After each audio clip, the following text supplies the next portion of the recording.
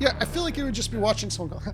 Yeah, exactly. Yeah. You would have to have you'd have to have a refined taste of watching people die in order for this to be your kind of entertainment. It's definitely This is like the kind of death you watch at the DMV or something. Welcome back, Secret Keepers. On this week of the Super Secret Podcast, move over, dumb ways to die. Today we are looking at some of the most methodical methods of murder, and of course, placing them on a tier list. That and so much more on this episode of the Moth Studios Super Secret Podcast.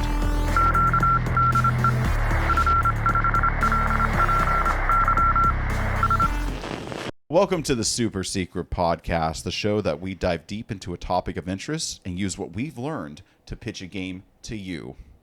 I'm your host, the victim of my own madness, Joel Watts, aka the Joel Watts on all socials, joined as always by my co-host, Danny Ayub. I am desperately in need of some sort of sensory deprivation experience. Have you ever done a float tank, Joel? Yeah, I have twice. They're pretty nice. Yes, I would highly recommend getting one of those, getting a float tank experience under your best. I could really go for one. But it's the best way to get salty. Good for the arm, maybe. For sure. Yeah. Well, we can get more into my current ailments and injuries, but first, let's just talk about last week. We discussed the 5 senses: vision, smelling, taste, hearing, and touch. You went 5 for 5, man. I'm impressed. Yeah, thank you. I've been working on it. I found this song online. Ooh, it's really helps. There are 5 senses. Yes, there are. Oh my God, are we looking at the next Miss Rachel right here? What's going on? Oh yeah. Well, you can hear all about me learning about the 5 senses Dark at Flippy, Apple Podcasts, Spotify, or our favorite platform, YouTube. But while you're checking out the library of episodes, please like and subscribe and share it with a friend who loves deep dives and gaming vibes. So, as I said, today we're going to be talking about some of the most wicked ways of murder ever imagined and pop them onto the good old tier list. Tier list time. But before we go deep diving down that rabbit hole, Danny, I got a question for you. Okay. So, today, we should have we really need to have a question of the week. Question of the week. Yes. All right, Danny. So it's the question of the week. And so today we're going to be getting into many ways of dying, ending your life, kind of death hacks, if you will. But why don't we discuss the best ways to live? Danny, do you have a life hack that you want to, pass along to our audience here? I thought about this for a while before the show. Uh-huh. And the thing that I do that I think is very helpful, I think no one else would actually think was helpful or useful. I have a very particular way that I like to fold my clothes. Yeah. And it takes a lot more time than the normal way. So it's not efficient. The reason why I do it though is because my children have a tendency to go through the clothes and just throw them out, and then it gets unfolded immediately, and I have to refold it. So the way I fold it, it tucks into itself. So even if it gets tossed, it remains folded. Is there a demonstration on YouTube of this? I don't know. Some lady on TikTok taught me. Well, I'll try to find a link to this method, and then who knows? Maybe I can do my own tutorial online. Oh, wow. Maybe I'll just do that. I'll make my own tutorial. And then, in fact, Joel, maybe you can record me doing it after and we can figure out a way to incorporate this. That sounds like a plan right there. If we did that, which I hope we did, because that sounds like a good idea, you just look at the video here and we're probably going to cut into it so you can learn how to fold some clothes. Now we're back. But the real life hack that I would say, Joel, the real life hack is finding a partner that makes you a better person. That's for you, Ashley. And it's very true. It is a very good thing. I'm hoping that I found a partner that makes me a better person. But also someone who listens to the podcast, so she'll never hear it. If you want to keep that partner, I'm sure, heaven forbid she goes to the archives. Oh, God. So your life hack, a method of folding your clothes that takes a little bit longer, or substantially longer potentially, but when your children take the clothes out and throw them to the side, they stay folded. Yeah, if you're somebody who wants to kind of look through your stuff, if you fold t-shirts and pants and you want to kind of dig through your drawer without messing them up, this might be right for you. I think, again, this is when you have a child who has level 3 autism, you find yourself seeking solutions that probably people who do not have a severely autistic child would ever consider. Yeah. Like the other day, I was like, what they really need to make is a box you can put in your fridge that doesn't look like eggs to put your eggs in, so that when you open your fridge, your child doesn't immediately try to destroy all the eggs. And I'm like, that's a very narrow issue. Danny and I often are doing business calls on weekends. Business calls on weekends, and the amount of times that he's had to just yell, in a way of like getting his son to just stop doing whatever he's doing, probably taking the milk out of the refrigerator and pouring it on the ground, is basically weekly, easily multiple times per call. So I definitely believe that. Hey, fall in love with the problem. You can sell the solution. Sell the solution. Other people probably need that box of not eggs that carries eggs. Yep.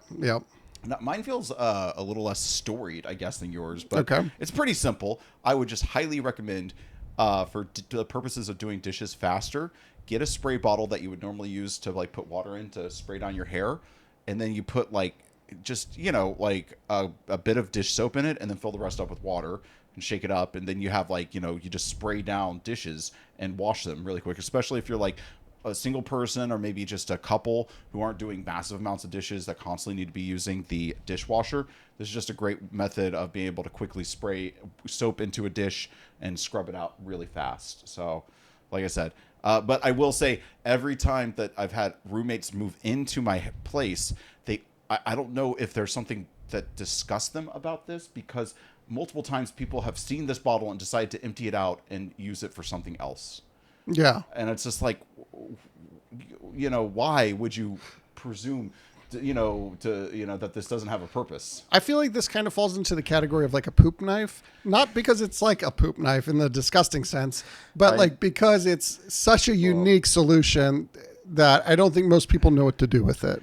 It seems, I guess to me it seems self-evident if you saw it, but I guess I can't, reliably believe that to be true anymore, because like I've said, so many people have seen it and just decided that they didn't want that in their living space. But it works really well. And poop knife, that's a great analogy to it. But those are our personal life hacks here in the studio. What are your life hacks at home? Do you have some sort of special method of getting your toilet cleaned, or getting the kids out of the door faster? Let us know online, and you can do that in 3 methods. The first, leave a simple comment here on YouTube. We'll definitely see it. You leave the comment, tell us what you do. We'll respond. Mm-hmm. Second, you can go to TikTok. If you're a TikToker, record a video of your life hack and at Mega Moth Studios. Danny's in charge of that account. I'm in charge. I'm not doing a good job with it right now, but if you at me, I will. Exactly. Give him a reason to get back on TikTok. Yeah, I'm on TikTok, but it's mostly I'm mostly checking out those. What is that guy from the English teacher, Brian? The English teacher. Brian, is it Brian Alvarez? What is his name? Anyway, the guy from the English teacher has been thirst trapping a lot, doing that dance. It's like, what do you have? What can you offer my daughter? Nothing. Only this. And then you just start dancing real sexy. Yeah. You should do that one. Oh, yeah. I've done it. Here, let me show you. I don't have my phone. Next time. Yes.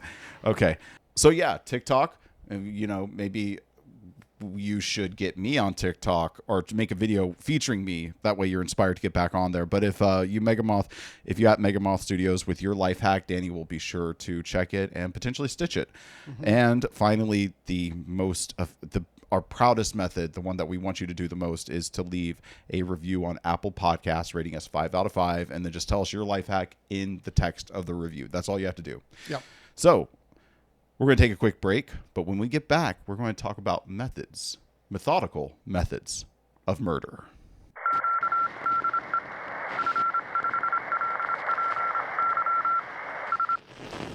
Welcome back to the show, Secret Keepers. So we are now ready to deep dive into the methodical methods of murder. Yeah. So, Danny, you prepared this one for me, and I see you've come dressed in the festively for it. Yeah, I wore some bones, some skeletons, some skeleton outfit for those of you who are listening and not watching, which is probably most of you, even if you're on YouTube. Most of us put it on and just kind of walk away or whatever. They should make a green version of that, so that way you can green screen yourself out, so it's just the bones left. Yeah, that could be a really nice fit. Yeah, exactly. I mean, we know all about green. There. Yeah. So, Yep. so Danny, you said you were inspired by this one just today. Yeah, I It was was just kind on of a YouTube, quick pivot. and I always find myself, we both, I think, enjoy from time to time a good Dan Carlin podcast, Yeah. and he did a one-off episode of Hardcore History a while back called Pain for Attainment, which was really good, and kind of is also something that is always cooking in my mind. Plus, if you've listened to King of Kings or anything where covers the ancient world, surely you're going to get into the topic of ancient forms of execution and torture. You were saying because I love that. That's probably one of my favorite episodes of Oh, for hardcore sure, history right. because it's such a great one-off. Like you can just what is it? It's still like a long episode, but it's like Yes. one piece. If I were to introduce people to hardcore history, that would probably be the one I'd recommend because it's not like I'm setting them up for a 18-hour long series. Yeah, absolutely. And I think one of the things that I think it tackles and deals with that, is kind of undergirding all of this is the fact that like public executions, brutal executions used to be a pretty big part of just existing, and a really, great way for people to come together and enjoy some form of, entertainment. We used, in this country, we often lament the that we don't have church nearly as much anymore. But I bet you the people going to church were like, well, we don't have the stonings anymore. Yeah, the public executions. What happened to those? Exactly. It really brought the community together. Gave you a reason for a picnic. Absolutely. Yeah. So we're going to try to, put ourselves in the minds of different, people throughout society. Not throughout society, throughout time. And imagine what some of these different tortures and executions methods would be like. And as you do in 2024, you can't talk about something without putting it on a tier list, right? So 100%. You got to put it on a tier list, or you have to put it on some sort of what is it? Compass of extremes. So here's a really important, something like the political compass, but the really important question I have for you though, Joel, yeah, of course. Is S tier the one you want to dive by least or most? Well, I was actually I thought we needed to define this because part of me was like, do we define this as the method of execution we most want to watch? Oh. Or do we define it as the method of execution as it's being administered upon us? Because I think that's two very specific things. Because that's that's pain for attainment, right? That's an entertainment form. So you're pitching maybe which form of execution would we want to most watch you go through? Maybe we could do it from that perspective. But what Specifically I was thinking is method of execution we'd want if we were peasants or just town folks of the time, and Bob got caught messing around with the local sheep, and we got to put him down. Yeah. Which one we'd want to see most. And then at the end, we can talk about which one we'd like to succumb to the most. Gotcha. Does that sound good to me? The tier list is for entertainment purposes. I think that's very macabre. And then at the end, we'll both nominate or pick our favorite version to have to die by.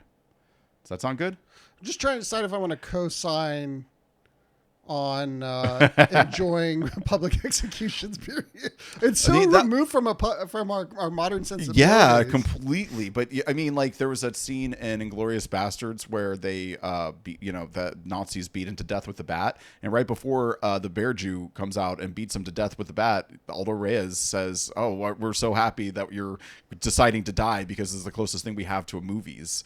It's like you just have to remember this is a much more brutal time, a much more visceral time, I guess. We're almost kind of removed from our bodies. So we're trying to put ourselves in the mindset of the guy in 1540. Yeah. And now the king is here be Jared Fogle. Yeah, exactly. In fact, let's say it's Jared Fogle because we need to have somebody in our mind's eye. We don't want to be mixed on this. This person's guilty. This person deserves to die. How do you want to see him die? Well, I don't know. I mean, it was this isn't us trying to say that this should happen, right? No. Yeah. Let's be clear. This is Farid Jogel or something like that. Yeah. I guess that is probably good for, legal reasons. Or just some other nondescript pedophile from the past. Pedophilic sandwich peddler. Yeah. Wait. Yeah, there's a guy who did some unspeakable things that we can all agree were unspeakable. Oh, 100%. With children and Yes. sold terrible sandwiches along the way. Yeah, a pitch man for pathetic. But not anyone alive today. Not anyone alive today, and he was definitely a crier, and he annoyed a lot of people. We're in a pacifistic.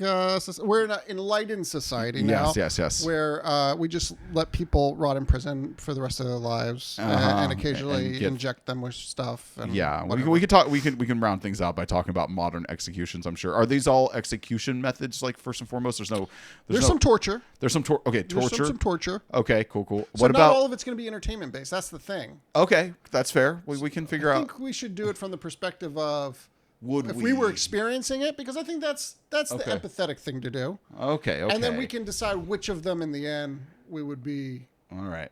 Okay, so S tier is How brutal it is. Or yeah, I think brutal. The most brutal, with E tier being the most likely for us to. I mean, almost like what is the term I'm looking for here? Sympathetic. Yeah, like it's like the pussy way to be executed. The pussy. Well, because we should probably because okay, we're the ones being executed, but we have the perspective of we want to put on a show. Yeah. Yeah, we like. I would hate to be stoned to death. That sounds so boring. It's like our dying act of altruism is like being a good show. Yeah, exactly. You know? Okay, so I can go from that perspective. It's like the showmanship of death. All right. Okay. Well, that we have our terms settled. Here's a question though. Yes. Before we get into it, I know. Yeah, last question before we get into it. Right. I know everyone's aching to get into it. Okay. Do you think Mm-hmm. that what you choose to be the way you go is going to be just whatever the lightest one is, or do you think you're gonna go for the worst one, or is it just going to be whatever speaks to you flamboyantly? How do you think you're going to end up picking this?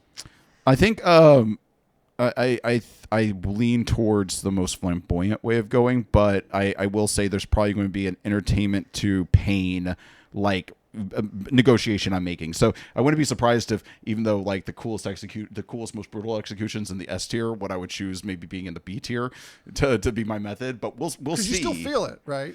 Yeah, and maybe I should keep note as to like what we rank each of these. I'm going to pull up a note really quick. Okay, everybody. The terms have been established on what the tier list is going to be. As a reminder, the top is the most like entertaining and brutal. So that's to be like S tier, entertaining and brutal. And as it goes down, it gets less entertaining, less brutal, a mercy kill, if you will.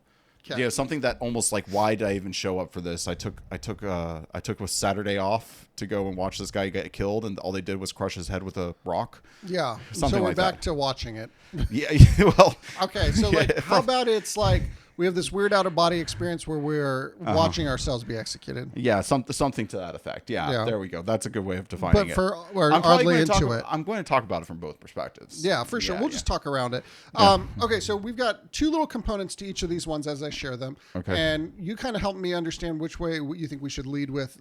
And so one of them is a description of what it is. Okay. Mm-hmm. And the other one is a quote from history describing it from sort of a historical perspective, because I wanted to add a little je ne sais quoi, and so I thought getting it in people's words who actually knew something firsthand about it might be a little extra, a little spicy. I like spicy. I like extra. I like what is it called? Firsthand source. So do you want the description first or the quotes first? I think the description first. Okay. We'll establish the quote really well. So number one, we have scaphism, and it's brought to us from the Persian Empire. Ooh. I don't know exactly when this was done. I'm hoping not anytime recently. From the sounds of it, I mean, you'll see from the quote it's Plutarch. So I mean, clearly this was done in a couple thousand years ago or more. So scaphism was victims were placed between two boats or hollowed out tree trunks. Already hate it. Yeah, with only their heads, hands, and feet protruding. Okay. Okay. Wait. So at first I was imagining kind of like two tree trunks, and they were between them, and they were pulling apart. What you're saying is like it's almost like a cocoon that they're put into. Yeah, and their hands are, they've got like a little wooden shell, and their heads and their hands and their feet are sticking out of it. Okay. They were then force fed milk and honey. Oh, no, not milk back then. Yeah. Force fed. Until they had severe diarrhea. Okay. Then exposed body parts were smeared with honey to attract insects, leading to a prolonged and painful death by exposure, dehydration, and infestation. Infestation. That's... And presumably, horrific. you're in this like wooden hollow contraption that's just filling with diarrhea. Like, Yeah. I mean... Yeah, I don't insult. Like you have to remember the insult level that you have to put on. If you're going out of your way to murder somebody, you might kind of want to make sure that they are. This is not shamed. an afternoon show either, No, right? Like, this is just like, hey, stop by the town This is a square marathon. And, Yeah. see Joel shit himself for the 13th time this hour. Oh, Oh, did you see the blowflies moved? it's like, in? what's new? Joel shitting himself 13 times an hour back then. I probably wouldn't have the best bowels. Okay, now you actually have a quote for this one. I do have a quote. And in keeping with this show's long tradition of mispronouncing things, I will probably butcher many of the things that need to be pronounced. So this comes from Plutarch, and it comes from a piece called Life of Atraxes. And A life or death of Atraxes. Life of. Yeah. So it said, the king ordered Mithridates to be put to death in a manner that would prolong his agony. 2 boats were joined together with the victim placed inside, only his head, his hands, and feet protruding. They poured milk and honey into his mouth, covering his face and limbs, attracting swarms of flies and vermin. Thus, Mithridates met a slow, torturous end as his flesh decayed under the assault of these creatures. That's a good one. Yeah, I wish my pronunciations were better, but you know what? They don't tune into this podcast for pronunciations. Yeah. They tune into it for unhinged takes. In the future, if we were doing a longer form series on this one, I'm sure we would preemptively have Siri pronounce it, or somebody else. Yeah, we'd figure it out. But that's pretty okay. I'm going to say that's pretty brutal. Not so much entertaining, unless you have unless you're kind of scatological. Which means you enjoy playing categories. Yes, 100%. So, are we ready to? Yeah. Talk Well, how are we it? rating this? It's always tough for the first one, because the first one's sort of like I think this is a really appropriate one to be our first one, though, because I feel like it's a middle of the pack. I just projecting, because it's not so spectacular and it's kind of gross. You don't even probably want to be like an observer. You definitely don't want to be living through this one. So to get like, just so we're clear, so to get like S tier on something, you would have to be both like totally brutal and really entertaining. Yeah, I have a feeling. I already have a few locked in my head that I think you're going to get to, that I think might enter S tier territory. So yeah, I mean, that's what I think. I think there has to be a show to it, like if we're talking public execution, but we can iron that out. I don't think you're getting much of a show here. You're just watching a guy decay in his own shit. And what bugs like this one is almost like asking you not to. You just want to check in on the person. Like they probably had to assign somebody to check in every now and then to see if the person died. I wouldn't even be surprised if they just left them there, and then alone. It is definitely like a. The one thing I would say is, like, if you were really good at meditating, you might be able to just kind of dissociate enough that, like. Oh, you're definitely dissociating before the end. Yeah. So. I think I think in terms of tier listing, it's not like, I'm sure there's going to be some that are at the E tier, boring as hell. This is a little bit better than that. I think we're talking like a C tier method of execution. See, like from a agonizing standpoint, I feel like it's getting up there with like an A tier potentially, but the entertainment value really knocks it down a peg. It's like, I'd rather watch somebody get crucified, which I'm sure we'll talk about. It's like watching like it's like like it's going to be cool for the first few minutes. In fact, the first few minutes are going to suck because you're just, watching someone be force-fed milk and honey. That's probably the best part, though. Yeah. It's you get a real high before you go into those lows. What are you doing? You're like waiting around for 45 minutes for them to start shitting? Yeah, exactly. It's like, bro, you went to the bathroom during the first shitting. You missed it. You missed it. Yeah, it's like going to the bathroom during like the first kill in a horror film. I think because of the combination, I can sign off on C tier. Are we going C tier on scaphism? For now, I will say, like, depending on how other things, like, something could come along to knock it down. But let's go C for right now. Okay. So, scaphism, brutal. Hadn't really heard of it before. Gross. Gross. Yeah. creative mind came up with that one? Like, did the king come up with that one, you think, or some? I don't some know. I mean, you need a court sadist, really. I feel like back in the day, there were like people whose whole job was like coming up with cool forms of the auteurs of their time were like the guys who came up with like cool ways to kill people. The Martin Scorsese's, the Elon Musk's, that was their job. Yeah, it's like bring in Gremkin, the murder mastermind, and then like he's like, tell me what you got today, Gremkin. How can we kill some of these dissidents? Oh, I'm sure, and he has like a notebook. He's like the Da Vinci of killing people. Yeah, exactly. So yeah, just imagine like the Leonardo da Vinci of killing people. Like each of these is a sketch in his book. All right, you ready for number 2? Yeah, let's go with number 2. The Brazen Bull. Oh. This one comes from ancient Greek. Sounds like you're familiar with it. Yeah, this one I know. This one's pretty infamous. So this one, it required a hollow bronze bull, which was used to roast victims alive. The person would be placed inside, and a fire would be lit beneath the bull. The design included an acoustic apparatus that converted the victim's screams into the sounds resembling a bull's bellowing. Yeah. And the quote we have here is from Pindar, as cited by Lucian of Samosata.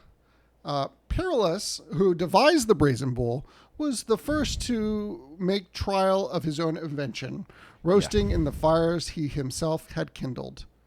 So, I mean, do you know this scene? I mean, I'm curious. Like, is there context here? Was the king like, "Oh, this is pretty cool. Get in it"? Yeah, I think so. I mean, like, if I were to give the king any sort of credit, it's like a man came to him with such a sick prospect that he was like, well, you got to die.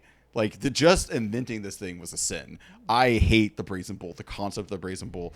It would probably be like, it's almost like worse than just being burned alive. Because I feel like it's probably taking a lot. Yeah, you're being slow roasted. Tender meat coming out of there. Now, does the heat like cause you to pass out at a certain point? The question is, what do you die of first? I guess you're probably not able to breathe very well. You're probably going to dehydrate very quickly. I don't know, man. I've thought about this one. This one is one that I've been familiar with for a long time. I've imagined it. Yeah. This is like almost the worst of humanity. Like, I do have to say though, talk about showmanship. There's acoustics built into it. Yeah, they really thought that part. I know this has to be an A at least, right? Yeah, I think so because it sounds terrible. It sounds brutal. Yeah. But like, I mean, if you're sitting there watching, I mean, it's like, brrr, brrr. It's like, what disturbs me is they could have probably used the brazen bull to execute somebody without anybody around knowing. They could have just thought they were watching like this magical bull device that made bull sounds. Yeah. Now here's a question for you. Yeah. Okay. Is executing somebody with the brazen bull better or worse if you intend to eat them afterwards? I mean, I'm all for ethics, like no wasted meat. Yeah, every part of the buffalo, right? Yeah. So, if you're gonna kill it, eat it kind of philosophy. Kind of. It makes it marginally better, right? Just marginally. I mean, and it's so weird because you think it would contradict because cannibalism's like the worst thing that, like one of the worst sins you can do according to media. But somehow, it goes together like honey and chocolates. Yeah, I mean, if you're already torturing them. Yeah, exactly. I mean, if you're already murdering somebody through the brazen bull, cannibalism is not your worst sin. That's my take on it. Okay, so we're going A tier on this one? Yeah, I think so. It has to be at least A. The only reason I don't want it to be an S is because I legitimately fear the brazen bull. Okay. Like that's my version of a nightmare. Ooh, here we go. Number 3, we're heading to the Far East, China. Ooh, Have you heard of Ling Chi? The method of execution? Yeah. No, but at least I might have heard of it, but I didn't know it was called Ling Chi, so let's hear it. This one, I think, is well known amongst many people by a different name, which has almost kind of just worked its way into our vernacular as, I don't know, what they would call it, an idiom or, whatever. There's a word for it. We'll figure it out. But Ling Chi, also known as death by 1,000 cuts. Oh, okay. This method involved the slow slicing of the victim's body over an extended period. It was used as a form of capital punishment for severe crimes like treason or patricide. And the quote is from Sir Henry Norman's The Peoples and Politics of the Far East, 1895. So this one's a little bit more recent. Okay. Lynchi, or death by 1,000 cuts, is reserved for the greatest of offenses. The condemned is subjected to a series of incisions, each prolonging life yet intensifying agony, until death mercifully arrives. Okay. So this is somewhere between torture and execution. Yeah, it doesn't. I mean, it's very clearly not the kind of thing you can sit down and just watch the whole thing, right? You know, at the very least, we're talking a 3-hour movie, but it sounds like it might be like more like a 3-week movie. Yeah, it seems like they're probably like cutting you a couple times and throwing you back in a cell for just to languish. But it's like, how long? I mean, it doesn't take that much for a human to bleed out. They must have been really good about cutting like non-vital arteries and things like that where you would barely bleed. Yeah, or how deep the cuts are, right? Yeah. You know, like if again, if you just kind of come and just do a bunch of slits, like at a certain point, geez. So it's not very entertaining. I think we can say it's probably not very entertaining. Yeah, it's definitely not entertaining. And not that, I mean, I'm sure if you're going through it, it sounds brutal, but it doesn't like have the external brutality. It'd be much more visceral if it was like a whipping or something like that. What if your whole body was just a bunch of paper cuts? Yeah. That would fucking suck. Yeah, that would. I think they're worse than paper cuts. I'm imagining like at least the depth of cuts that like, I'm sure you've seen The Passion of the Christ. No. You haven't? No. I'm surprised. Oh, okay. It was such a phenomenon, for better or worse. Phenomenon? Yes. Yeah. No, definitely much more of a patronomicon. something omicon. Yeah, Dionomicon. But no, it's just like the Cat o' Nine Tails was, in a way they showed Jesus going through something like this in rapid succession with the Cat o' Nine Tails getting hit with that multiple times and just the depth of cuts that did. That's what I'm imagining as of right now. Yeah, so this has got to be C from like entertainment value. I mean, depending on how many cuts you're doing at a time, is it less entertaining than scaphism? It's not as entertaining as watching someone be forceful to make it. I will say it would be more entertaining to the right kind of person, like scaphism is for the people, like the slobs. Yeah. This is more of like a method of execution that like the snobs would want to see. This is like a dinner party execution. Yeah. Yeah. I imagine the scene from Eyes Wide Shut with the people. You wear the masks. Yeah. You're probably having a lot of. Someone's passing hors d'oeuvres. There's an orgy afterwards, or deering maybe. Probably both. Yeah. So I think this is but because of that kind of makes it a little bit more boring. So I think it's more boring than scaphism. I'm willing to put it in D. But it's at the very, if it's on, probably less painful than scaphism, I would think. Yeah, less psychologically damaging. Just depends on how quickly you dissociate. It does depends. It always depends on this one makes dissociation. It harder to dissociate because if like there's time in between the cuts. Yeah. And then like at a certain point you probably are like, I can deal with this, and then like you get to a breaking point. Yeah. I don't know. So are we gonna go D tier? Are we gonna match scaphism at C tier? What are we saying? It's at the very least, if it is in C tier, it's behind scaphism. I'm going to put it in D tier personally. Okay, let's sign off with D tier here. Sounds good to me. All right, number 4. This one's probably pretty famous. I'm sure you've heard of the Blood Eagle. No. Really? Not off the top of my head. Tell me more. So this one is brought to us by our good friends, the Vikings. Oh. Lovely chaps. Gentlefolk, if there ever were some. Yeah, serious. So the Blood Eagle is a ritual where a victim's back was cut open. Their ribs were broken to resemble wings. Then their lungs were pulled out and draped over their shoulders. While some would debate the historical accuracy of this method, it remains a notorious example of brutal execution. If you've seen Midsommar, I didn't realize, but there's a depiction of this in Midsommar. Oh, I did not know that. Now the quote we have here, and again, apologies in advance for the brutal pronunciation, but we have from the Orkneyinga saga. Earl Einar took Halfdan and carved the blood eagle upon his back. He cut away all the ribs from the spine and drew out the lungs to spread them upon his shoulders. Some of these quotes really just feel like they're second descriptions, but... yeah, sometimes. Yeah, but just maybe like a little more antiquated. It's so good to get it from somebody who saw it happen. This feels, I mean, like, to me, of everything we've heard so far, this is the one that feels the most like a fatality, like a Mortal Kombat fatality. And that's like peak entertainment. Yeah. Right? Oh, no. You just imagine, like, finish him. Yes. Watching it happen, watching the aftermath, whether you want to see the sausage made or not, you're getting some sausage. Yeah. Yeah. So I would say this is pretty high up there. Now, one of the things that just the fact that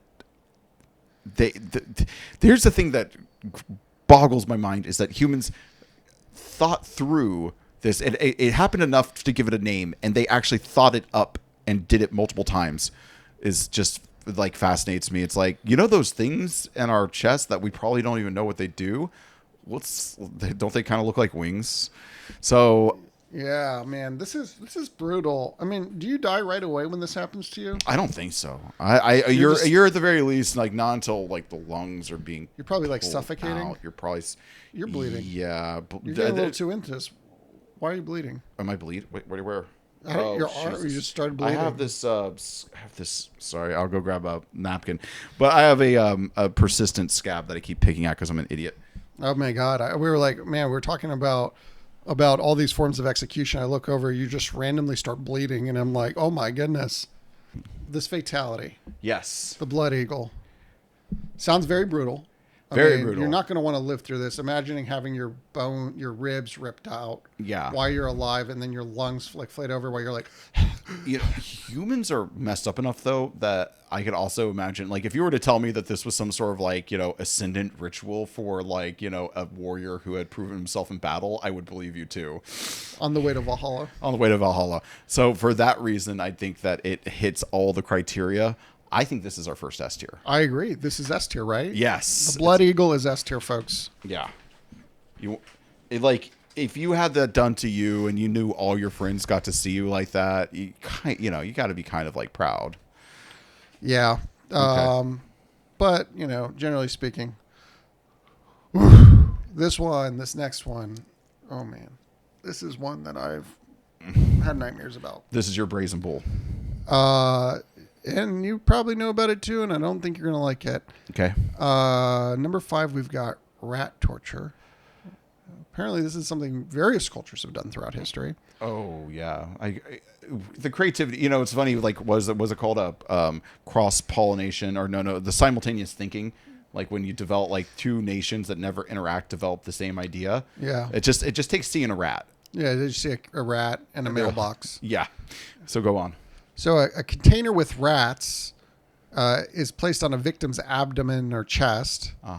Heat is applied to the container, causing the rats to seek a way to escape, and they start burrowing into the person's body to get out of the heat. Yes.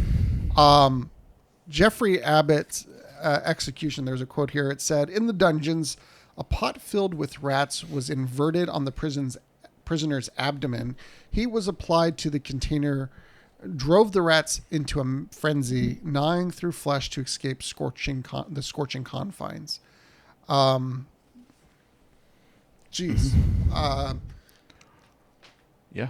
I mean, this has got to be one of the most psychologically terrifying situations to be in. Just having rats on you, period. Yeah. And now, like, they're being incentivized to burrow through you. And they're not going to just, like, figure out, like, oh, we just go straight down and come out the other side. Once they get in there, they're going to be going all around inside you.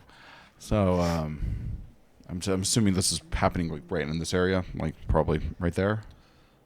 I mean, they said a cauldron, so maybe even a bigger footprint. Yeah. Okay. Well, I mean, I'm just going to let you know, anything that involves tearing through the intestines, I've actually been through a medical situation where I had massive intestinal pain and massive intestinal damage. I had to have like part of my intestine removed because it was damaged. They had to like take out the bad part and, put it together. The pain that you go through when you have infection, if not seepage, from your intestines is hellish. I've you have that pain scale at the hospital. I think I hit at least a 9. I don't know what a 10 is necessarily. I reserve the right that a 10, there's something worse out there than what I went through, but I'm going to say I went through a 9. So the idea that these rats are going to get into your intestines and cause them to scratch through, have stuff seeping out of you into the rest of your cavity. That is going to be hellish, and I don't know how long it's going to take to die from that, because that's a slow death. From a brutality standpoint, I mean, it's hard to imagine this is not S tier from a brutality standpoint. Yeah, the question is how... Is it entertaining? I don't think it would be super entertaining, because like it's not something you can really watch from. You're going to see someone thrashing around, maybe. Yeah, it's if anything, this is like one of those where the sympathy might kick in. You imagine their pain more so. So I would say I think that does knock it down. It might knock it down even as far as a B, because I think B is the lowest I would go, though. Yeah, I mean, but we got to fill in we want this to be a nice seated tier list. So I don't think anything's in B yet, so we could put it there. But I will say probably the best entertainment you're getting out of it is making some sort of bet for how long the person will last. That's a good point. Yeah, I think this is a very good wager. Yeah, so like this one, I mean, its place on the scale might vary just based on how strong the betting markets are. Yeah, exactly. But in economically good times when you have expendable income, this could be a great method of torture. Yeah, but in hard times, it's kind of like it's just like what you're wasting perfectly good rats. Yeah, exactly. Like, we're not going to eat the rats that ate the person. No, that's weird. Yeah, that's we're at least not going to tell each other that we did. Okay, so B tier for rat torture. Yeah, I think so. For now.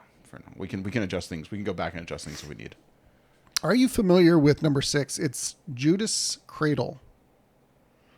Medieval Europe. Not off the top of my head. Go ahead and describe it. So this one, the victim was suspended above a pyramid-shaped seat and lowered onto it to the point until the point was inserted into their anus or vagina, causing intense pain and eventual death from infection and impalement. Well, that just sounds like impalement. That just sounds like impalement to me. Like, I'm surprised. It almost seems like somebody took a gentrified Vlad the Impaler's favorite method of killing people. I think it's more of like interesting, because there's like a slow. I feel like this is a slower. I guess because Vlad, it was usually like a spike, so it can only stretch out so much. It seems like this is almost infinitely stretching you out.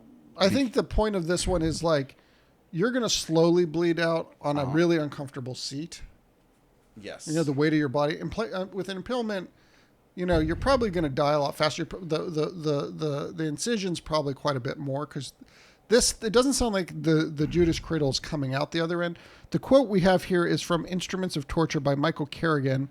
And he wrote, "The victim was hoisted upon a pointed pyramid of the Judas Cradle, then slowly lowered the weight of their body, forcing the apex into an intimate, excruciating contact." I hate that line.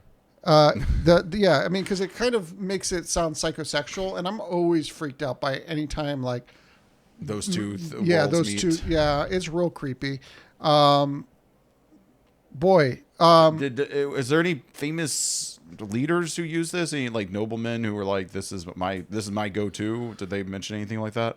No one here is listed. Okay. Here's the thing. And also, it's bad if medieval Europeans name something after Judas. They hated that guy. Yeah. Oof. So, is this worse than having rats run around inside your body from a brutality standpoint? Oh, I'm almost wondering if the rats get the job done quicker, because this is like going to have. It's almost like the opposite. Like the rats are going in through up here, and this is coming up through there. So it's at least 8 tier from a brutality standpoint. Yeah, but is it good to watch? No, I don't think it's that entertaining. Yet again, it kind of like the 1,000 cuts. It is very much a that's like a hipster death. Yeah, I feel like it would just be watching someone go. Yeah, exactly. Yeah. You would have to have you'd have to have a refined taste of watching people die in order for this to be your kind of entertainment. It's definitely This is like the kind of death you watch at the DMV or something. B. B. Yeah, B. it's a Okay. B. Yeah, DMB. Yeah, exactly. No, somebody. It's like somebody's just dying in the corner. Okay. Number Well, 7. oh, Again, please. another various culture situations. This is something that's been done different places. It's called sawing. Seems pretty self-explanatory. Yeah. Victims were hung upside down, Uh-huh. and a saw was used to cut them in half, starting with the groin. Being upside down ensured the blood remained in the brain, prolonging consciousness during the ordeal. As seen in Bone Tomahawk. What is that? It's a movie that where somebody gets sawed. Was it like? It was a Western from, I don't know, like maybe 10 years ago at most. I think. Did they show it? Yeah. All of it? I think they cut away to people's reactions during the middle of it. But, I mean, I think you get a pretty good idea from groin to skull. They show a lot of it. Was it a horror movie? Yeah, I guess so. Yeah, I think a horror Western. There were a lot of fucked up things that happened on the frontier. Yes. And look, this isn't. There's a lot of fucked up things that happen throughout history, as Yes. indicated by this list. We get very bored, and the bored mind comes up with horrific things. Yeah, but yeah, the peoples that populated the Americas also were very creative in this way, and very proud, and had strong rivalries, and Is that who it says did it? no, but your Yeah. example is Well, yeah. I um, mean, this is a fictional film, though, so we don't know if this is actually based on a real. if you've listened to Empire of the Summer Moon, I think it is. Which is about the Comanche Empire. They're real good at just fucking each other up. Oh, okay. As well. So Was that that's a hardcore history? no. That's a book. I think his name's S.C. Gwynn wrote it. Okay. And it's just a history of the Comanche Empire. Okay. So it's super good, but really brutal. A lot of cannibalism. A lot of fucking people up slowly. Sounds like it. So this one, we have a description from the Book of Torture and Execution by Anon, anonymous. Suspended, inverted. The condemned felt the teeth of the saw beginning at the groin, gravity aiding the flow of blood to keep consciousness lingering as the blade progressed. Is there more to it? No. I mean, it sounds terrible in almost every way. Well, I have to say, again, it kind of has that fatality. it's definitely. You know what I like about this one, and granted, it probably feels like it takes forever when you're getting it done to you, but so far this seems like a pretty immediate death. Depends on how sharp the blade is. It depends on how sharp the blade is, yeah. And let's face it, back then they're probably not making them too sharp. And also, if you're sawing someone vertically and they're hanging upside down, that means you probably have to be on a step ladder. Which means that you're kind of constantly having to adjust. It's not one dude. It's multiple people. So there's coordination. Hey, yeah. dude, come down a step. We got to come down a step. Yeah, it's probably the saw, the 2-man saw type of thing. Yeah. And the setup's enough where it's I don't know how much practice they have. You don't get a lot of time to dissociate. I'll say that. But I still think we're talking about minutes versus hours or days with some of these. I mean, I guess it depends on how many breaks they take. If it's a guy if the saw master is a little bit out of shape, he might have to catch his breath. Oh wow, that would stink. You would hope that they're real fit, maybe like a CrossFit kind of dude. Okay. The first part sounds awful. Sounds just and What is the first psychologically part? the groin, but I'm not just speaking of our genitalia, because of course that's traditionally our most sensitive spot. I'm thinking of the tailbone, cutting through the tailbone. Oh God. Yeah, that's the part you're going to be feeling that. I feel though once they get to the base of the spine, you're probably getting wrecked in terms of your ability to feel anything. That's true, and that's the thing. Also, is they had a lot of ideas for torture here. I'm not sure they understood the nervous system particularly well. So yeah, they probably were severing nerves a lot faster than they thought they were. But then screaming still happens. Oh yeah, well you're dying. It's still going through your head that your life is ending. That's the natural inclination. But my theory is that this one, when it comes to it's brutal. It looks brutal. It's a fatality. But I think the person getting cut in half, none of these are good. They all end in the person's death. But this one, I feel like it probably looks worse than it is. And because of that, I think it's probably pretty wicked. It's putting on a show, and it's a show that you can show up, see, maybe 30 minutes later you're leaving. That's a quickie. Give it S. It's an S tier. It's an S tier. Yeah. And like I said, going through it, you're probably, surprisingly, you're probably not feeling that much after a certain point. But if you know what happens to this, like if you've actually like dotted it out, sort of like how people have like, laid out like what probably happened to Jesus during the crucifixion. If you have like an idea of like, this is what you're going to experience beat by beat, please let us know and prove us wrong if we're being a little flippant. Naive. Naive. All right, number 8 is famous from the Ottoman Empire and others. This is one that there's you're doing something when a particular form of execution is forever associated with your name. Any guesses on which one this is? Oh, Ottoman Empire? Not off the top of my head. I'm blanking. We're going with Vlad the Impaler's execution of choice impalement. Okay, yeah, it's kind of. What is it called? I kind of preemptively mentioned this one, but it's good. It's good. Now we can compare the two because we might be bumping down. Yeah, we might be bumping it down. So a long stake was driven through the victim's body, avoiding immediate fatal injury. Yes. To prolong suffering. The stake was often inserted through the rectum and emerged through the mouth, neck, or shoulders. Uh-huh. Jesus Christ. We'll be getting to him later, I'm sure. From an account of Vlad the Impaler from Antonio Bonfini, Vlad made a forest of stakes, and upon each he placed the bodies of his enemies. The spectacle struck terror in the hearts of all who beheld it. As it should. As it should. So, again, this feels more like an art exhibition than again, we've talked about. You want to see like 20 impaled people after they've been, or like it'd be great to see like there's 20 lined up and like one of them has just started and then like it's been like 5 minutes per person, so you get to like go see like instantly the time lapse of the impalement. Yeah, but this is like you show up, you kind of walk through. Yeah, it's a different kind of enjoyment. It's like a sculpture garden type of enjoyment. Yeah, it feels more like that. Yeah. And then maybe at the very end you've got the guy who's like shitting himself in the boats. Just to mix it up. Yeah. Like this is, yeah, you're right. It's like this one is like a hors d'oeuvre, or it might be the main course, but you want to have an appetizer beforehand. So, and a forest of impaled people. So I would, yet again, if you wanted to, I can't remember the name of this movie. If you wanted to see a depiction in cinema of this, there's a movie called like On the Silver Globe, I want to say. It's a Russian film from the communist era. Yeah, and they unexpectedly, it's just all of a sudden there's a beach of impaled people, and one of them is still like alive and going through it and talking to the main character. So pretty good depiction. He's just like, ouchies. Pretty much. Now the thing about that filmmaker, I forget his name, but he was infamous for basically all his characters communicated through screaming. So it's not really like disturbing when the guy's screaming out loud in pain, because it's like everybody's been screaming as though they've been in pain the entire time. It's like if a person who took way too much mescaline tried to make their version of Dune. Interesting. Yeah. Anyways, I would say, like you said, art exhibit. It doesn't stand on its own.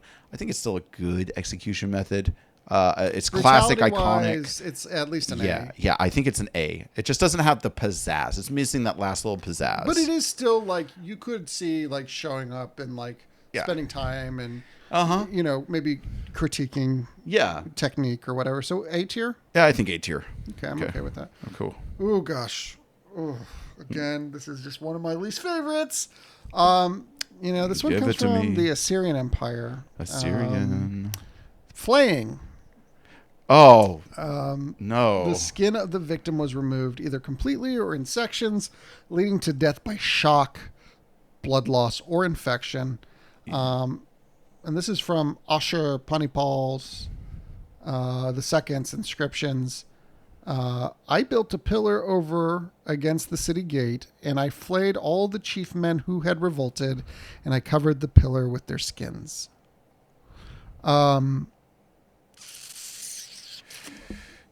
Okay. So, okay. from an entertainment standpoint, the person who would like this is the kind of person who likes to watch like time-lapse art or like really detailed miniature paintings. Anything that's like, I'm really into watching someone do precision work. Yeah. So there is an audience for it. And also at the time, maybe people, hunters, butchers, things like that, like, hey, let's see what it looks like when we do this to a human. Yeah, I mean, I think that it's definitely like it's niche, but it's not going to take multiple days. It's going to take a few hours, maybe. You don't got anything else to do. What are you going to do? Go watch sheep have sex? Go watch like water? Pain wise though, it's S tier. Pain wise, for sure. Like as the recipient of this, it's like they couldn't prolong. Like you're dying from pain. That's essentially you're dying from the pain of going through this. Also, to shout out, this is like one of the common, or it's brought up quite a bit in George R. R. Martin's Game of Thrones, our Song of Ice and Fire series, like to the point where one of the houses has a flayed man as their crest, and they're the most brutal house that deserves to die and be eradicated. Like I don't often go for advocate for genocide, but the Boltons probably need to be genocided out of the Game of Thrones series. Disgusting people, horrible people. So S tier pain maybe around like it's a high A, right? I would say so because I mean again. It's entertaining. Yeah. But like for a niche person, a lot of people are going to get bored. Audience interaction. Like, the guy doing the flying, he's probably like taking requests. He's got a chat. Yeah. He's like, chat, what do you think we should do here with the eyelids? Yeah. Yeah. Exactly. I'm going to go A, I think. Yeah. A? Are you good with that? I'm good with that. I'm good with A. It would, you're definitely right. It would be the method of torture that would be streamed most likely so far. All right. Number 10 is keel hauling. It's a maritime punishment. Used by pirates and navies, the victim was tied to a rope, looped beneath the ship, and dragged underwater from one side to the other, causing lacerations from barnacles to the hull and risk of drowning. Risk of drowning. Yeah. So this is a punishment. This isn't even you're gonna die. This is we're just gonna fuck you up.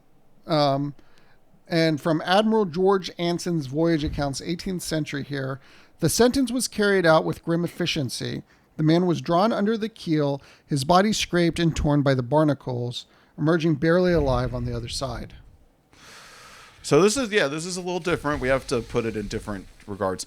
So the interesting thing about this is you're on a ship. Yeah. They can't fire you, right? Like you're going to still they could murder you.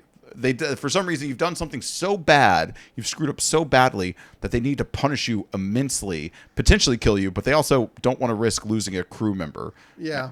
That's so interesting. But I would say like there is a version of this which it just turns into a challenge that people try to do. I think it's getting torn by the barnacles. It's probably the worst part of it for modern sensibilities, but the idea of like, we're going to make you go under this boat and then emerge you from the other side. I feel like there's a lot of guys out there who would just take this up as a challenge. So I'm going to kind of put it low on the list. But Matt, imagine being the guy who gets this done to you and then you have to still hang out with the crew after they've like probably cheered you getting tortured like this. Yeah. But I mean, that was kind of the pirate's life. Yeah. Well, here's the thing. It can't be super entertaining from the standpoint of being on the boat. It's kind of the big, the anticipation of sending them overboard and then the reemergence. Yeah. So from an entertainment standpoint, it's kind of like, and then once you've seen it a couple times, you're probably like, eh. Mm-hmm. So I'm going to say it's relatively low. Even if you had an underwater camera, which, these guys didn't. No. You're not really seeing much. You would really need... I think for this to be truly entertaining, you're going to need like a slow motion camera underwater that really kind of shows, we're talking 4K, 8K, whatever it is. I can imagine the show on the History Channel that would like capture this and show it and, and be like, this season on the deadliest cat. Yeah, serious. So, yeah, I think so. I mean, do we put it all the way down on like E tier? I mean, they're not even. Yeah, it's not entertaining. It's of relatively, it's, It's gonna suck, but Yeah. it's not like getting your skin peeled off your body. Yeah. If you were to tell me this was like a rite of passage or like, getting jumped into the Pirates gang, I would have believed you. You know what I mean? Like it falls into a category where I almost, don't even, not that I don't consider it torture, but it just sounds like you could present the same facts in a different context and it would just seem like, Is E tier the lowest? E tier is the lowest. All right, let's go. So there is no F tier? I think there is. So F tier is the lowest. A, B, C, D, E, F. Oh, wait. Yeah, I guess you're right. Sorry. So is this F tier? It's so weird that we don't just do this. Let's just do it F tier for now. And it's so weird that the tier list includes E. I mean, S makes sense. S is, but like after S, it should just be the letter grades from school. Maybe we do that. Okay. So here we go. F tier. Number 11. All right. And we're in the home stretch here. Tickle torture. This was popular in ancient China or Rome. While it may sound benign, this method involved relentless tickling of sensitive areas, sometimes combined with salt water application to the feet, followed by goat licking, leading to extreme discomfort and psychological distress. Oh, okay. I was hoping this would involve a lady in feathers. Anecdotes from in Chinese court records. For lesser offenses, the emperor decreed that the nobleman should be subjected to tickling, a punishment leaving no mark but extracting tears and pleas for mercy. So yet again, this is a torture or punishment more than a execution. I mean, you could kill somebody doing this. This is a privileged execution. Yeah, privileged or execution. Torture. I mean, this is listed as a torture. I mean, you've made it in life when they're like, all right, we're just gonna have to tickle you till you cry a lot. Yeah. But we're not going to leave a mark. Mm-hmm. We're not going to sell you into slavery. We're not going to do anything else like that. You're going to recover. Like it's a pretty instantaneous recovery. If they don't murder you, you get to catch your breath and you're probably embarrassed. But yeah, But you may not ever be into being touched again. It could mess you up. It could mess you up long term. And if the goat is doing the licking, you probably can't look a goat in the eyes after this. Well, you don't have to worry about looking a goat in the eyes. No, I think, like I said, there was a part of me that was a little excited about it because of the prospect of the tickling happening from a lady. There's a sexual likeness to it. I think there was a show. Do you have a tickle kink? I would if I could be tickled. I don't think I could can be tickled anymore. But I think if I was ticklish still, I would probably want to be tickled. I will say, I have laughed so hard when I was a kid. I laughed so hard a few times that I thought it shifted into oh, this is actually terrifying. Have you been tickled or saw some comedy that was so good that you nearly died laughing? What do you mean terrified? You were laughing to the point that you were scared?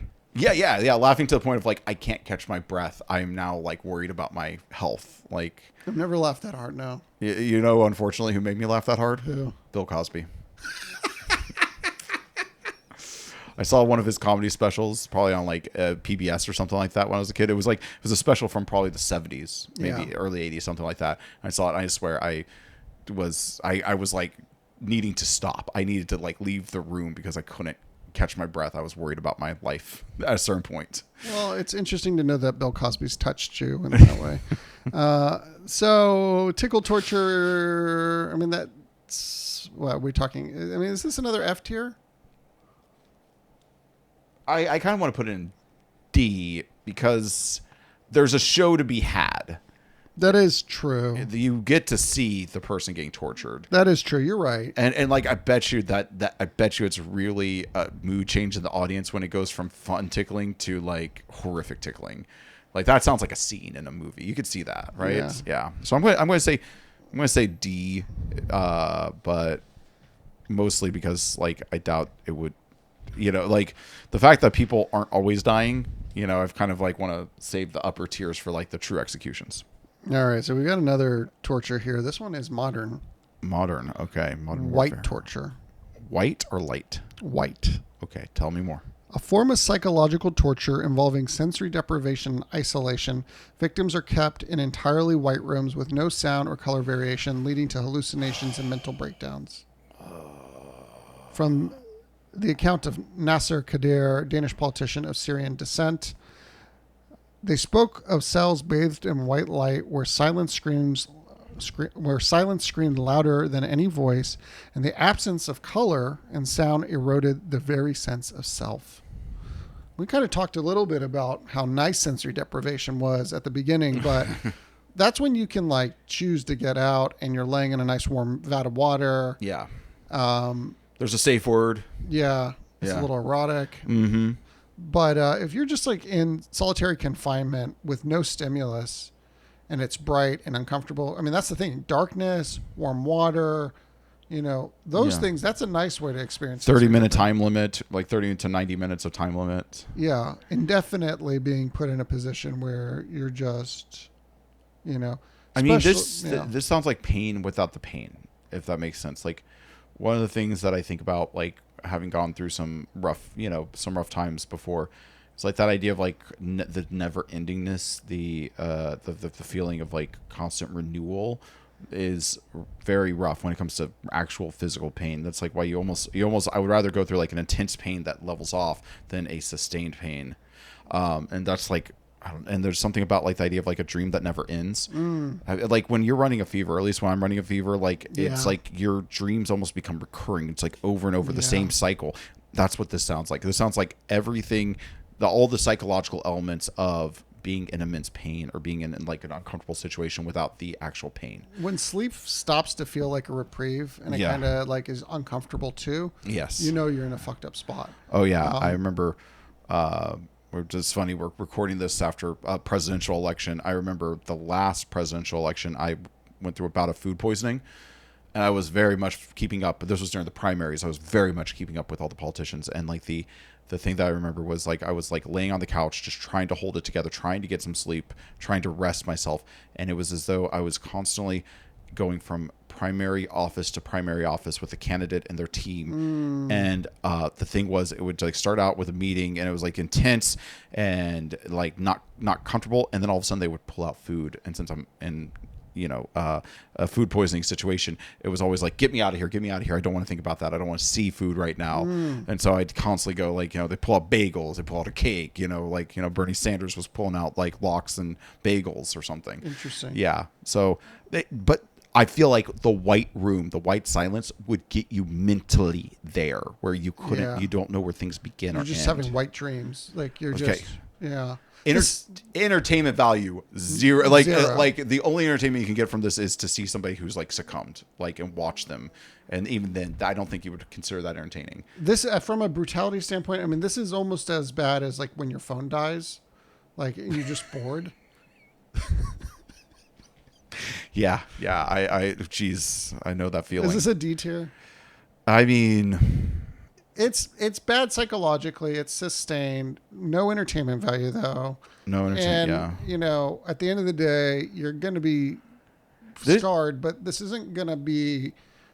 I mean, it could be, but it's not going to be as bad as being skinned alive or sawed in half. Or what I want? Yeah, I'll say D tier because I feel like one of America's great novelists could probably write the book of this, but it would be like their least impactful book, like Pichon. This sounds like it could be a David Foster Wallace book. Like it could just be like the person in the white room and then like what's going on in their mind and their brain. Yeah, and it's just like it'd be like this long, but it'd be like 5 run-on sentences. Yeah, that makes sense. Yeah. Okay, number 13 is crocodile shears, another medieval European thing. So it was fucked up. A metal device was heated and clamped onto a victim's appendage, such as a finger or male genitalia, aka a cock, designed to mutilate through severe tearing. From The Instruments of Torture by Christopher Payne. For those who dared to threaten the throne, the crocodile shears awaited, glowing red hot, ready to mutilate and maim as a grim warning to others.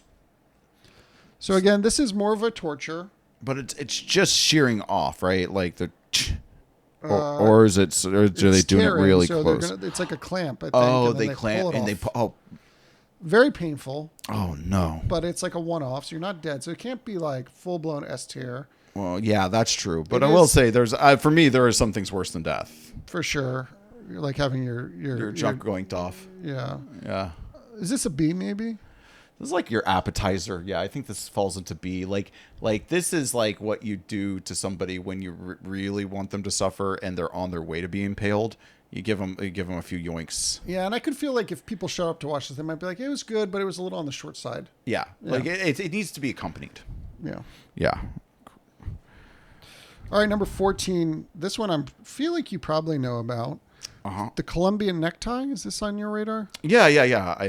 Well, maybe let me try to describe it. Okay. This is calling it a torture or execution is kind of strange. It's more like sending a message, but it's where the victim has their throat slit open, and the person who slit open the throat pulls their tongue through it in order for it to drape onto their chest, right? Yeah. Is there more to it, or did I nail it? No, you nailed it. Yeah. So it's a method where the victim's throat is slashed, the tongue is pulled out through that wound, and it was reportedly used during a civil conflict in Colombia known as La Violencia. From eyewitness reports during La Violencia, the bodies bore the gruesome mark of retribution, the tongue pulled through the severed throat, a stark message in a time when brutality reigned. So again, this is, if anything, this kind of falls into the impale, art exhibition territory. Yeah. It would just be surreal to walk down a hallway with like a dozen corpses, a dozen people that this has been done to or something. Like, the key word there, sending a message. It feels less like, an art exhibition that you would show up to and more like spotting a Banksy. Mm-hmm. This is a real... It's more street artish. If you were making like very street artist, I think like there's a version of the Joker that would do this. If you were making an R-rated Batman movie, maybe NC-17 Batman movie, this would be a great thing for the Joker to do to a lot of gangsters or just random people in a bank or something. So I don't want to completely spin it here because it's like there's a monologue building in the back of my head and I don't know when I'm going to be able to use it, but just the idea of like let's just say a crime boss for the sake of it. A crime boss expressing to somebody who has screwed him over how I don't enjoy torturing people. I don't get off on torturing people. I don't like torturing people. There's no pleasure in me getting revenge, but I must send a message. Mm-hmm. I must make an example out of you so nobody does what you do again. That way people will fear. Yeah. I just you to come until, yeah. Ooh. I thought you said you didn't like this. Squirty. But this feels like that sort of thing. It's like you gentlemen have completely, I don't think anybody's having fun pulling tongues through throats, but you need to leave an impactful image for people to see. So I think it falls into that category of very effective art exhibition. But like you said, it's like you kind of want to see this with the impalement, with the pincers. Like there's a version. There's like a smorgasbord of torture of like these torture execution methods that combined can make an S tier, and this is one of them with the impalement. But as by itself, we're talking like B. It's over before it begins. You're left with a mess. I mean, because you could like maybe in theory, C. I mean, someone could you're dying fairly quickly. Yeah. I feel like and then the entertainment value is short-lived. I'm feeling C for this one. Yeah. And like we said, it's like it's great if you're a leader and you want to leave a calling card for "Don't mess with me." So here's the last one. Okay. And it kind of is, I would say, very similar to the crocodile shears.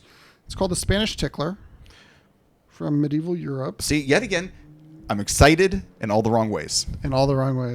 A claw-like instrument used to tear flesh from the victim's body, often applied to limbs and torso. From Jonathan Lindman's chronicles from the 16th century, the executioner wielded the iron claws, and with each stroke, the flesh was rent to bone, the cries of the condemned echoing through the square. So this one is actually like if you took the crocodile shears and did the whole thing. So I feel like, and before when I was saying like, the person who watches the crocodile shear torture and they're like, it was good, but it was short. The other guy's probably like, well, have you checked out, the Spanish tickler?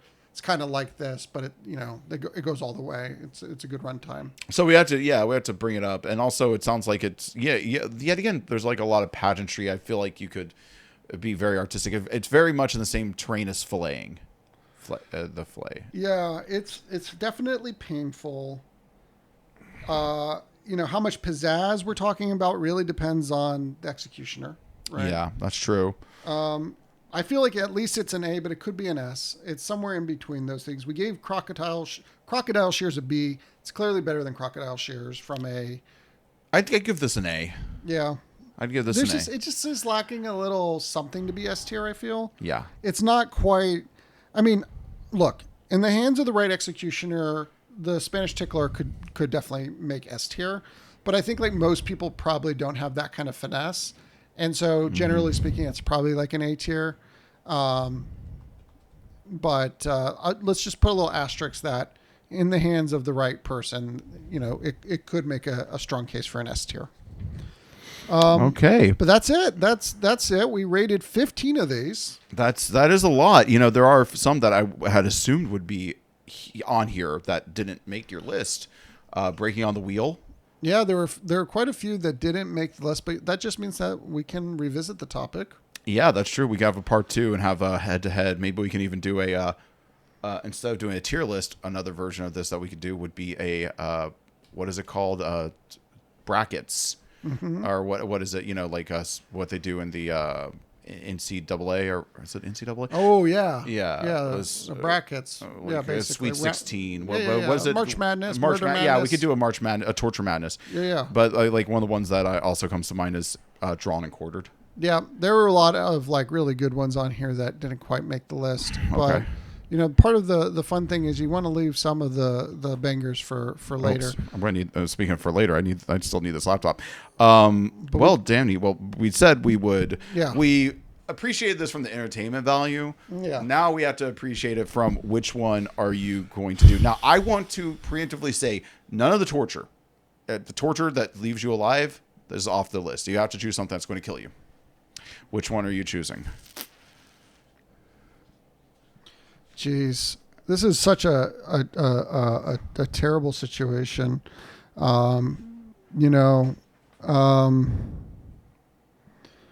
Look, I think again, if you're just thinking about it from a place of pure altruism, I think I have to go Blood Eagle. Yeah, if you're going to go out in an S tier fashion. I think you would make for a great Blood Eagle.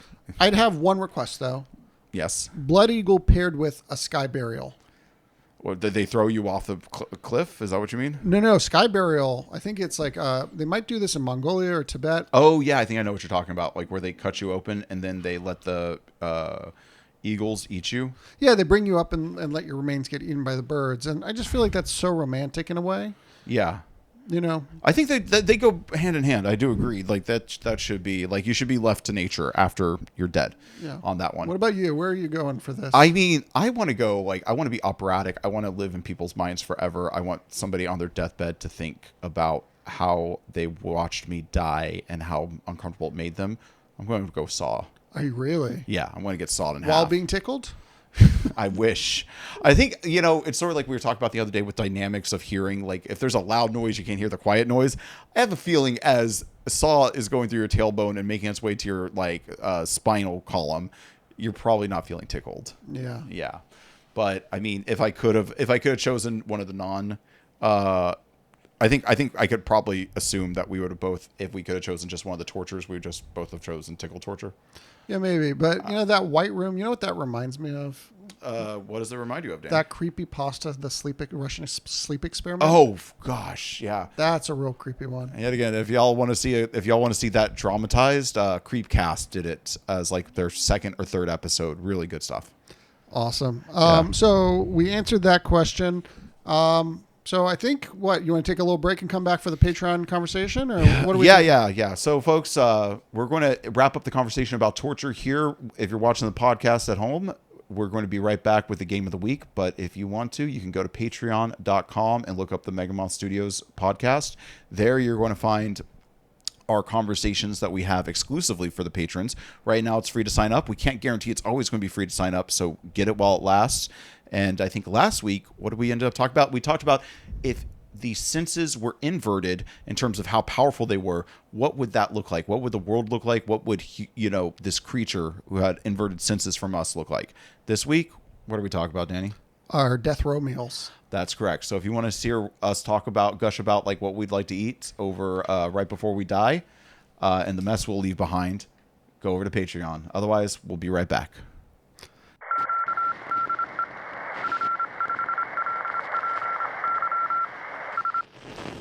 Welcome back to the Megamoth Studios Super Secret Podcast. We have just tier listed methods of murder from the ancient world, executions primarily, but also some tortures in there as well, including modern ones. And that brings us to the final segment of the episode, which is the game pitch. So we've learned a lot about murder, so let's make it into a game. I will pitch Danny, and he will pitch a game to Danny, and he will rank it by how likely we are to make it. So that would be either to toss it, get it out of here, ain't no good, throw it away. Or he could shelve it, need some thinking, but we're not going to be doing the thinking on it now. So we're going to put it on the shelf. We'll get back to it later, maybe. Okay. It could just collect dust up there. Yeah. And then finally, we got make it. Let's both open our arts and crafts, get a prototype going right now so we can figure out if there's something here. So I got to make up the game on the spot. I just now learned about all these methods of murder. Okay. Now, I do want to say that there was an easy answer that we could have gone with, which would have been maybe a Cards Against Humanity style game where you had methods of murder in your hand, and then you flip over a victim and you played the method of murder on the victim, and the judge decides which method of murder suits the victim best. But unfortunately, fortunately, that game already exists, and our good friend Jack Malacat, serial killer, made that game already. In fact, I wonder if some of these methods of murder made it into his game. We should have had Jack here for this. This would have been a great one for Jack. He should really be much more of a drop-in. When we do our like movie deaths tier list. Oh yeah, we'll have to have Jack on. Well, that one is almost going to have to be like a debate show, I think. Like, we're going to bring in our favorite movie deaths and debate which one is the king of the deaths. Anyways, so I do have to admit, like, I had assumed there was going to be certain murders that were on the list that weren't, because my back pocket was going to be basically drawn and quartering, but so it was going to be what was that game called? Operation. But the operation, instead of you trying to save somebody, you're actually just trying to kill them as slowly as possible. So, That's cool. Yeah. But so basically, same game board. It's basically Operation for adults. You have like a mechanic that's kind of keeping track of like their life, and your goal is to score as many points before that, like, and that could be as easy as an hourglass, right? Like, only got, you would want it probably to be more sophisticated than an hourglass, but like just for the stand-in, you know. Well, like I said, I mean, like, I'm legitimately just thinking take the game Operation and reskin it for adults, like for it to be more gorier. That makes sense. But that was like my back pocket. I wanted to come up with something better on the spot, and I didn't do. We're intentionally doing this where I don't do the research with Danny. He brings it to me and surprises me. So I'm trying to think of a game that we could make out of one of those. I mean, the drawn and quarter thing, you sold me on that one. You'd want to prototype that. So okay, I'll say the game that when you said that came into my mind. Yeah. This is great. This is great. Let's do this. So again, it's like you're given different techniques. Maybe it's got like a hostile vibe where you're having to do certain things, but there's different mitigating factors you can do to keep them alive. And I don't know like how this is a board game. It might need to be a video game. I'm not sure I would ever want to play it. I think I'd be more inclined to play it on a board game. I think a video game would feel a little too visceral. There's a certain topics, like once you get into video game territory, like even I would have to be like, is this just training people to be murderers? Like if you were to take that too seriously, you'd have to really make it cartoony, like Happy Tree Friends or something, if you were making a video game version. Yeah. So I think I think there's something there. It's like like you said, it's in the operation space, but instead you're the executioner. It's called execution. And you're trying to put on a show. You can't. If you kill the person too early, everybody gets disappointed. If you draw it out too long, people get disgusted. Yeah, it's at that sweet spot, and it's like there's maybe some sort of meter that's like showing you like how the crowd is reacting, and you want to get it up as close. But I love the idea of meters that you're trying to get as close to the red line without going over, because that's sort of like doomsday clock. Maybe with Operation, what it is like there's a bunch of like removable pieces. You have like your tweezers, maybe they're exactly, your just Spanish tickler, Yeah. and you're like pulling things off. But you have to do it in just such a way that if you like apply too much force or whatever, it registers too much pain or whatever. And so then the death meter creeps down. And so you're trying to remove as many things as you can before the death meter expires. And like based on how many things you've pulled off is how many points you get. Certain things, depending on how difficult they are to remove, maybe are worth more points. Something like that. Exactly. It's pretty straightforward. In fact, like the hardest part of this entire operation is that this is a game that isn't just like cards. This isn't just, or dice. This is like there's some sort of like apparatus we'd have to build, which I think would be very popular. Like I said, with the adults who, Halloween adults, this would be a great game to have at your Halloween party. Like just to have to the side to be like, hey, to torture the guy really quick. Everybody who comes in, as they come in, they do this. I almost want to make this game right now because I think it would be a seller. In fact, maybe we should cut this segment. But the only problem is that this game, like we know something about components. We know something about building an apparatus like this. This is now entering a territory of like, there's probably like electricity involved, displays, things like that. Maybe. Quite possibly. There might be a novel way to do it mechanically. Like I'm imagining like an egg timer type of thing where you turn it and then like something about what you're doing maybe can increase the velocity of which it's moving.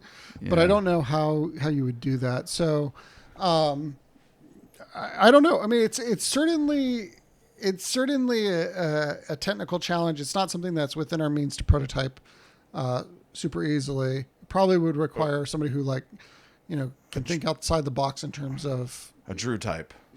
Yeah, potentially. Drew might actually be a good one. Drew, call us, buddy. Call us. Yeah, in fact, we're about to talk to you on a phone call, so we'll probably end up pitching this to you real fast. But I mean, when it comes to the novelty factor, this is the type of thing Spirit Halloween would have these on the shelves, I think.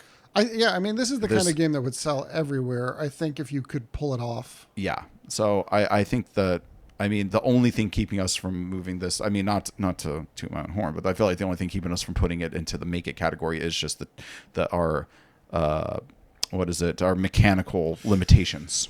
You might be able to do something with weight distribution, keeping counters from moving. Like if you have like a reservoir of stuff and the goal is you have to remove weight from either side long enough to kind of keep it. But like if you remove too much weight from some side, like some of this stuff will seep out one side or the other. And so like there's like a balancing act there. Maybe that's the way to do it mechanically. I don't know. Yeah, because like at the end of the day, I think both of us love the idea of like board games not having like stupendous. Like I was never a fan as a kid of the board games that like had like mechanical puppetry, if you will. Maybe puppetry is the right term. Mousetrap. Like whoever actually played Mousetrap, right? You just set up the trap and kicked it off. Don't Wake Daddy. Don't touch. Yeah. Don't Wake Daddy. Yeah. Don't touch what? That's such a, yet again, another game that should be made for adults, remade for adults. Don't Wake Daddy. I think if the copyright is expired, I think that name is on the table. But that like a hot wifing game? Yeah. Or maybe it's just called Wake Daddy. I feel like there's a couple of others, but Operation is a big example. It's like it just seems like it's such a contraption. There is something there. There's something fun there, but it's just like I never liked the idea of a game being like, I don't know, so molded that you couldn't like play it some other way. Yeah. Like at the end of the day, you could draw out a chessboard and play chess, like, and tear up pieces and put like P's and Q's and K's on them and lay them down and play chess against somebody with just things you'd drawn if you both knew how to play the game. Magic the Gathering is the same. I hear prisoners play Magic the Gathering by just taking regular playing cards and writing what they are on them. So I always like the idea of like a game that can exist past its components or what have you, the game pieces. You can like proxy the game pieces. And with games like Don't Wake Daddy, Operation, there was the entire thing was it had to be this. It had to be in this box. Mousetrap also. You couldn't just, You know, There is a way you could do this that. yeah. But I do think this specifically being a novelty, like, you know, Halloween game. There's a way to do this where you. I don't know exactly. There's a version of this game that could be played similar to Jenga, where you're removing pieces, but when it collapses, it dies. So I don't know exactly how that works, but you know, there's something there maybe. There's something there, yeah. Yeah. I think this is like I said, this is almost so good that I'm glad that our episodes get about 14 views, because Just bleep everything on here. yeah, Well, no. yeah, just 5 minutes, just drop the audio. Maybe you can come in and record like wow wow wow wow wow wow Yeah. wow wow wow wow wow wow wow. Just loop that, like just take what I did right there and loop it over the entire thing. All right, folks. Well, I think we got to make it, but we'll see if we have the methodology to make it. So, whoops, I gotta scroll down. So what say you folks out there in YouTube land? Would you make that game, or should we just toss it away? You know, Danny, you can let them know how they can let us know what they think of the game. Yeah, you can do it on our social medias. We're at Megamoth Studios on TikTok, Megamoth Studios on Instagram, x.seekers.of. I don't know why we're giving X Seekers of Fortune stuff anymore. It's Megamoth Studios on Instagram and Facebook, and then on TikTok as well. You can leave us comments on your favorite podcatchers. Yes, Podbean, Spotify, Apple Podcasts. That's actually our favorite. Like and subscribe at Apple Podcasts if you can. Spotify if you can't. Yep. And that's the best way to get a hold of us. Yeah, that and leaving a comment here at youtube.com. Well, thank you very much, Danny, for that, and for your wonderful breakdown of breaking people down with torture and execution. And yeah, I think that'll just do it for today's episode of the Megamoth Studios Super Secret Podcast. I would like to thank my co-host, Danny. I have been Joel, reminding you that you must start somewhere. So why not here? Thank you for watching. Produced and edited by William Wymore. Theme music by James Holden.